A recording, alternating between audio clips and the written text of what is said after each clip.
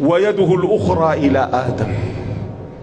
الرجل العاري بعورته، والرويبضة يقول أنه غطى العورة.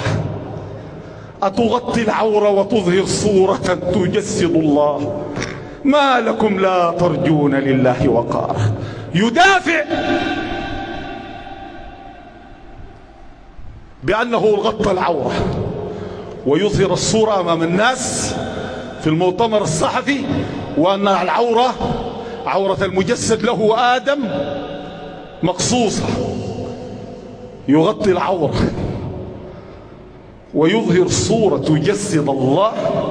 الله ليس كمثله شيء وهو السميع البصير، لا تدركه الأبصار وهو يدرك الأبصار وهو اللطيف الخبير. يغطي العورة. قال قطعنا العورة. قطعت العورة، وهل هناك عورة علينا أكبر منك؟ أسأل الله أن ينتقم منه. الله جل جلاله، لا حول ولا قوة إلا بالله. في إرشيف تعريف كنيسة السستينة التي أمر الطالب بالرجوع إلى الإنترنت حتى يجد المعلومات الكاملة، صورة النساء العاريات التي تظهر حول الرب صورة الملائكة. والله يقول وإن الذين لا يؤمنون بالآخرة ليسمون الملائكة تسمية الأنثى.